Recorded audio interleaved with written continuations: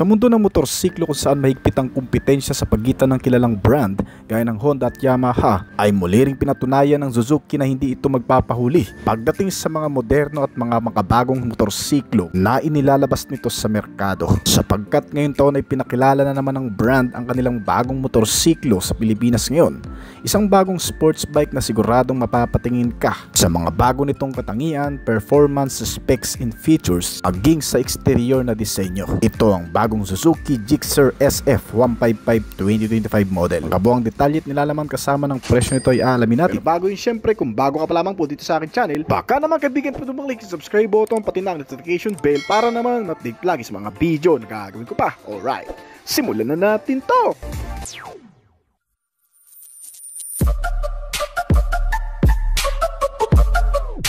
Bukod sa mga nagagandahang motor ngayon ng Suzuki na may mga panibagong update ngayong taon, ay naglabas muli ang brand ng pinakabago, practical, sulit at maaasahang motor para sa kanilang lineup model dito sa Pilipinas. Ito ang bagong Suzuki Gixxer SF 155 2025 model na ginawa upang matugunan ang lumalaking demand ng mga rider lalo na sa Pilipinas para sa isang abot kayang sports touring motorcycle na may premium na itsura at maaasahang performance, ganon din sa katipiran sa gasolina. Ang modelong ito ay pinagsama ang makinis na sports touring aesthetics, mahusay na fuel economy na umaabot ng 50 to 55 km per liter at mataas pero efficient na 155 cubic centimeter engine displacement nito, na mas ginawang ideal itong motor para sa biyahe sa loob ng city at maging sa mga long ride trips, lalo na para sa mga rider na naghahanap ng inspired na itsura sa mga big bike motorcycle category ng Suzuki. Dahil itong Suzuki Gixxer SF ay big bike look na rin na may budget friendly na presyo.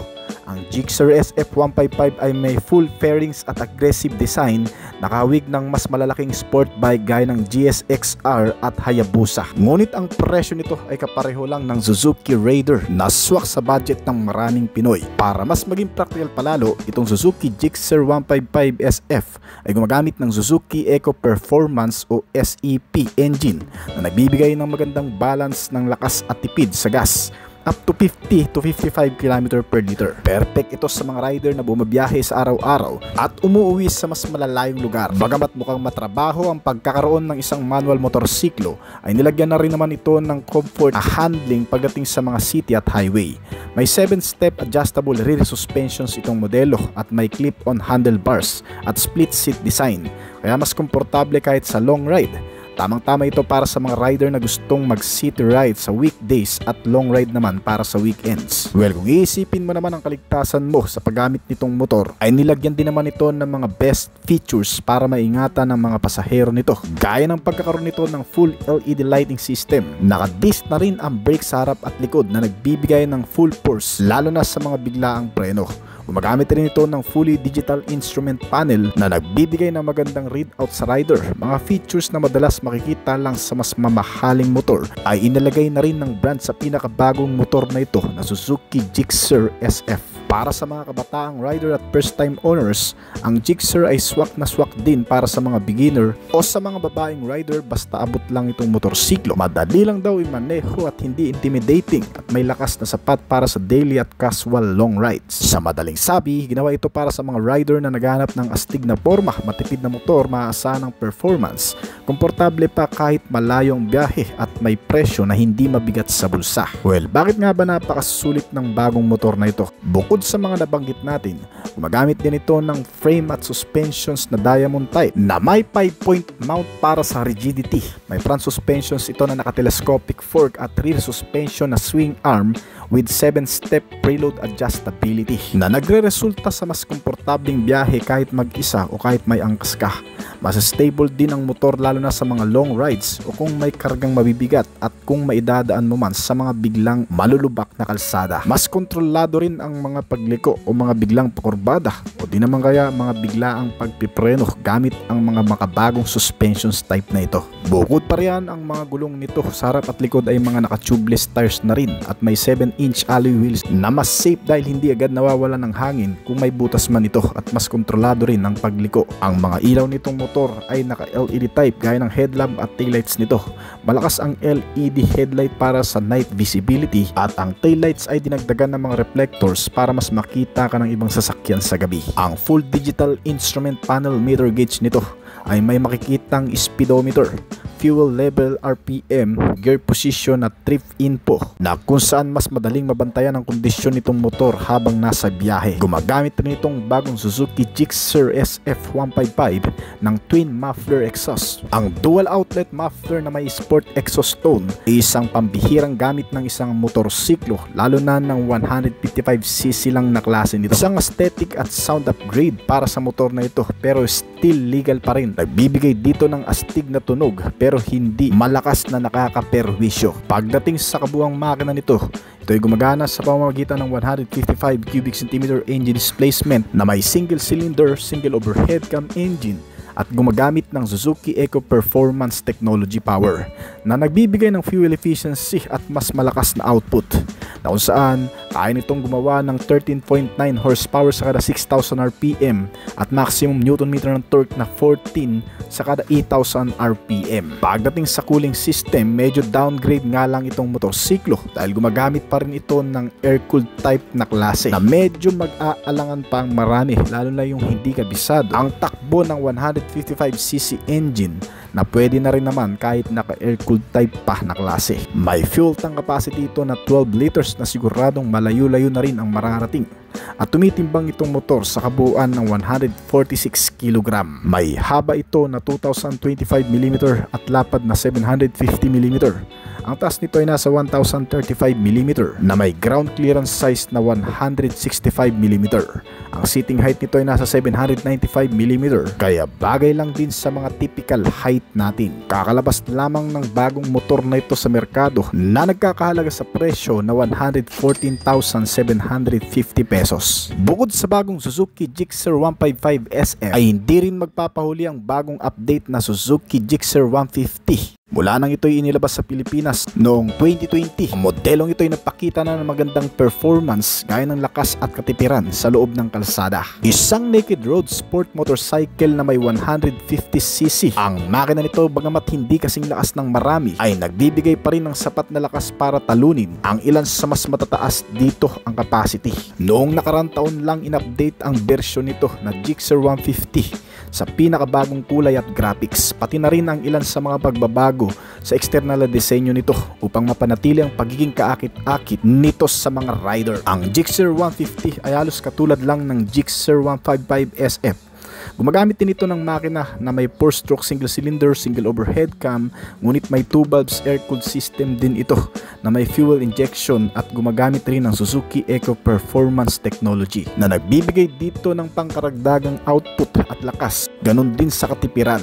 May bore and stroke size ito na 56mm by 62.9mm at may maximum power output na 14 horsepower sa kada 8,000 RPM. Ang maximum torque nito ay nasa 14 Nm sa kada 6,000 RPM na nakakabit sa isang 5-speed manual transmission. Fuel injected type na ito na klase na may fuel tank na 12 liters at kumukonsumo ng 50 to 55 km per liter. Pagdating sa chassis, frame at suspensions, ang Suzuki Gixxer 150 ay gumagamit ng lightweight diamond backbone frame na nagpapatibay sa kabuuang structural frame ng modelong ito.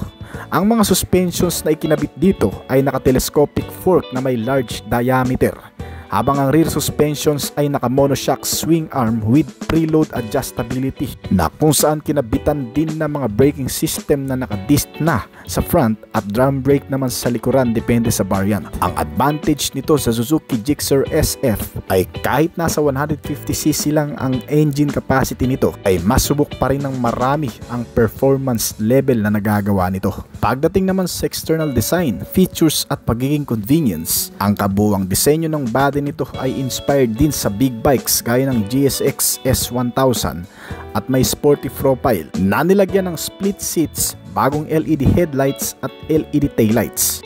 Ang instrument meter panel din ito ay naka fully digital LCD display na may speedometer, tachometer, trip meter at orasan na makikita. Gumagamit din ito ng dual muffler design sa exhaust para mapanatili ang signature na tunog ng isang big bike na nanggagaling dito. Ang mga gulong nito ay may sukat na 17-inch alloy wheels. Naka-tubeless na rin ng front at rear nito.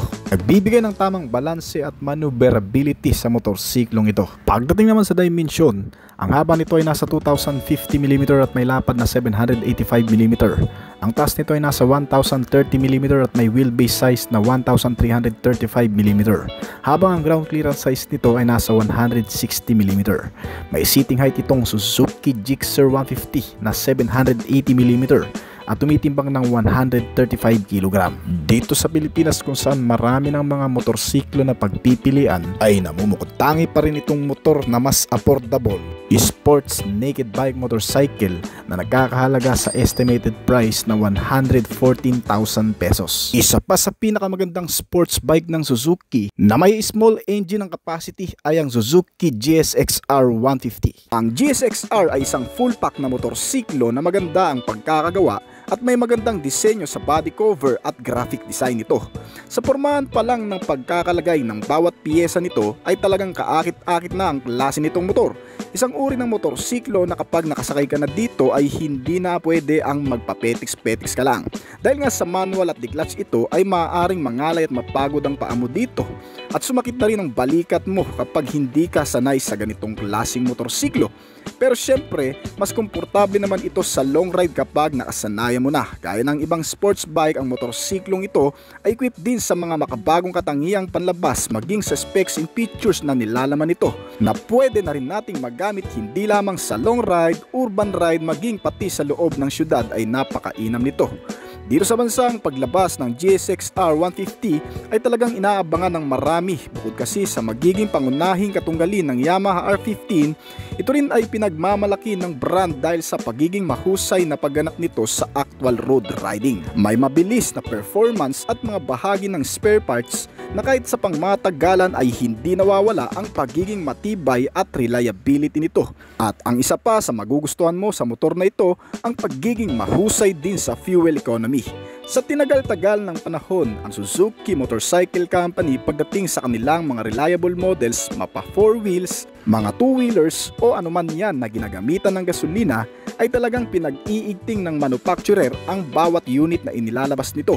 Bukod sa napakatibay ng kalidad ay talagang makakatipid ka sa pang-araw-araw na gamit mo. Gaya nitong Suzuki GSX-R 150. Ang sports bike na ito ay isang entry-level sports bike category ng brand na inilabas sa bansa sa unang bersyon. May 3 klaseng color variation na pagpipilian mo dito. Ang metallic triton blue, brilliant white at ang titan black. At ang mga pangunahing katapat ng motorsiklong ito pagdating sa body figure, category at iba pang aspeto na narito sa bansa ay ang Yamaha R15, Honda CBR 150R, KTM RC200cc at marami pang iba na kung titingnan natin ng maigi ay halos magkakapareho lang naman ang laki at itsura ng mga ito. Magkakaiba nga lang sa production at teknolohiya na ginamit sa paggawa nito at mas magkakaroon pa ng linaw at pagkakaiba nito pag nasa actual na. Pero syempre, ang iba ay bumabase pa rin sa disenyo at panlabas na katangian nito. At kung papansinin natin ang body graphics design na ginawa dito sa GSX-R 150 2023 model ay talagang pang sports motor racing. Napaka-sporty looking ang datingan dahil ang pagkatimpla sa pagkakakumbay ng bawat kulay ay tamang-tama lang din para lumabas ang napakaangas na appearance nito. Dagdagan pa yan ng printed decals na nakalagay naman sa body cover nito na nagpepresenta sa brand name nito at mga additional garnish na looking premium type ang dating. So medyo angat na tayo doon sa disenyo pa lang. At ang advantage pa sa paggamit mo ng ganitong klaseng motorsiklong manual ay mas magiging bihasa ka sa paggamit ng anumang klaseng motorsiklo kahit gumamit ka pa ng hanggang 1000cc dahil sa masasanayang footstep at balancing mo sa ganitong klase. At sa taas at laki ng timbang ng sports bike na ito ay halos lamang lang din ng kaunti ang mas matataas na displacement kaya hindi ka na rin mahihirapan pang mag-step up sa mas higher displacement pa. At sa iba pang design nitong motor tulad na lamang ng sporty muffler ay nagbibigay ng mas malakas na tunog na parang dadagong dun sa bilis nakakakaba kung pakikinggan. Ang tires ay sobrang lalapad na kaya panigurado sa bangkingan ito ay sobrang easy lang din. May kabuuang sukat sa front na 90/80 or 17 at rear tire size naman na 130/70 or 17. Pareho na itong naka-alloy wheels at tubeless tires na rin. Mas favorable sa mga rider lalo na sa pang-araw-araw na ginagamit ang motor na to. Dahil kapag naka-tubeless ang gulong mo ay pwede mo pa ring itakbo kahit nabutas o natusok na ng pako. Basta merong sealant sa loob ay less maintenance ka dyan. Ang brand ng gulong nito ay MRF pero kung nahihinaan ka pa dyan ay pwede mo namang palitan yan aftermarket. At para naman sa features guys, ang motorsiklong ito ay may fully digitalized instrument panel na makikita mo ang gear indicator, fuel gauge, speedometer, trip meter, odometer at tachometer. At ang mga indicator at mga notification na lumalabas lamang din sa mga switch function at sa iba pang concern ng motorsiklong ito tulad ng engine check. Bukod pa dyan sa features na yan, ang headlight at taillight nitong motor ay pareho ng naka-LED type. Isang bagong disenyo ng headlamp na naka-projector type LED kasama ang disenyo ng tail lamp na talagang mas magiging visible pa lalong-lalo na sa gabi. Ganon din sa iba pang mga ilaw nito tulad ng signal lamps at indicator light ay parehong naka-bulb type pa. Medyo tinipid pa tayo ng kaunti pero ayos na rin naman. Hindi rin naman basta-basta napupundi ang bulb type na yan at napakamura na lang naman din yan kapag sa labas mo na bibilhin. At okay naman na talaga kasi itong motor ay equipped na nga rin pala sa hazard lamp system. Isang indicator na kahit pa sa madidilim ay mas magiging safe tayo sa paggamit nito dahil mas magiging visible ka lalo na kung nagbiblink ang ilaw. At sa safety and security features pa natin, meron na rin itong kasamang passing light switch at pagdating naman sa engine starting option ay ginawa na itong mas upgraded compare sa dati dahil sa nakakilis entry na ang ignition system nito.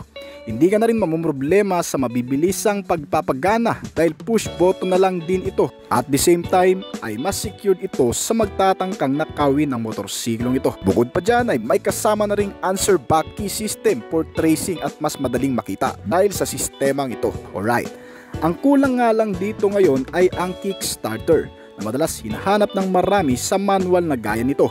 Pero mas sanay na lang din siguro tayo dyan kasi darating talaga ang panahon na mas magiging madali na lang ang lahat at wala ng manual. At naka-automatic na kaya matic na yan. At ayos lang din naman kasi namomonitor naman ang battery nito sa kanyang panel gauge. At isa pa, okay na rin sigurong walang kicker kasi mas matututo tayong i-monitor ang lahat ng nakukonsumo ng motorsiklo. At pagdating naman sa fuel tank capacity, ito ay may full tank na 11 liters. Hayahay sa mga naglo-long ride dyan lalo na sa mga probinsya na walang masyadong makikitang gasoline station na pwedeng pagkargahan. Sa 11 liters, aabot na rin siguro ng Maynila to Bicol to. Lalo pat sobrang tipid din naman konsumo nito na umaabot sa 50 km per liter ang nakukonsumo nito. Sobrang sulit na sulit ang biyahe, walang hintuan at napaka-relax pa sa napakagandang seat type at pagkakaposisyon sa oras na nakasakay ka na dito. Compatible ang motor kahit saang bakbakan pa dahil ito'y pinapagana ng 150 cubic centimeter na displacement capacity, naka single cylinder 4-stroke engine at naka 4 valves na makina. Naka dual overhead camshaft na rin ito na sinamahan ng liquid cooled type na cooling system at fuel injected type naman na fuel system na naka petrol gasoline at may transmission type na manual at 6-speed na gearbox kaya sulit at hindi ka bibitinin. Kaya namang mag-produce ng maximum output level na 19 horsepower sa kada 10,000 RPM at 40 Nm of torque naman sa kada 8,500 RPM. Kaya sisiw lang sa motor ang top speed na umaabot sa 140 km/h na ipinares sa pagiging safety na rin itong motor. Habang nakasakay ka sa mala sporty concept bike na gaya nito, ang braking system ay sinamahan ng naka-single disc with dual piston caliper brake sa harapan at habang sa likod naman ay ginamitan din ng naka-single piston caliper brake with single disc type na rin. May mga suspensions din naman ito na aayon din sa laki ng kaha at bigat ng timbang nito. Sa front suspension na ginamitan ng naka-telescopic fork at rear suspension naman na link type center monoshock absorber na sinamahan ng coil spring para mas gumanda pa ang bounce at laro nito na nakadepende sa mood ng magmamaneho. At para naman sa dimension nitong motor, ito ay may seating height na 785mm, compatible sa height nating mga Pilipino kaya sakto ito sa mga 5'3" to 5'4" ang height. at kabuuang lapad na 700mm. May taas ito na 1075mm at kabuuang haba naman na 2020mm. Ang ground clearance nitong motor ay angkop lang din sa napakataas na tindig na umaabot sa 160mm. Eksakto lamang yan kung sa malulubak o mga matutubig na lugar mo man ito maidaan. May 2-seaters na kayang sakyan ng 2 tao at syempre wheelbase size na 1300mm. Sa kasalukuyan, sa bagong modelo at bersyon nitong motor ay nagkakahalaga lamang ng 156,000 pesos sa merkado kung i-convert natin ang presyo nito sa ibang bansa sa bagong update nito. At inilalabas pa lamang din ang motor na ito na bagong update ng GSX-R 150 sa ibang bansa gaya ng Indonesia at sa iba pang mga karatig lugar ng Asia. So wala pang update kung tuluyan nga rin bang ilalabas yan dito sa bansa, dahil sa may naunat na tayong modelo na standard version nito. So hanggang dito na lamang po siguro ang ating update sa bagong modelo ng GSX-R 150. Pero bago po tayo magtapos mga kaibigan, ay nais ko po munang i-shoutout si Sir Eduardo Triviana at sa Triviana family. Ganon din po kay Sir Harry Kalyahan, shoutout po sa inyo mga idol sir. Ganon din po sa ating magiting na taga-subaybay na si Sir Ronald Zoleta na nasa UAE Abu Dhabi ngayon. Maraming salamat sir at shoutout po sa inyo. Mag-ingat po kayo dyan. Ganon din po sa iba pang mga sumusuporta, tumatangkilik palagi sa mga video na ina-upload natin dito sa ating channel. Maraming salamat po at shoutout po sa inyo guys. Ngayon kung bago ka pa lamang din po dito sa ating channel, baka naman kaibigan pwede mo maklik ang subscribe button pati na notification bell para naman ma-update kita palagi sa mga video na gagawin ko pa. At syempre hintayin ko rin ang opinion at comment po sa baba kung may mga katanungan ka tungkol sa video na ito. Huwag kang mayang mag-comment kaibigan upang nang sa ganun ay masagutan ko rin ng mga nais pang malaman at makakuha rin ako ng idea mula sa iyo na magagamit ko sa aking mga susunod pang video na gagawin. This is Oblis Collection. Thank you!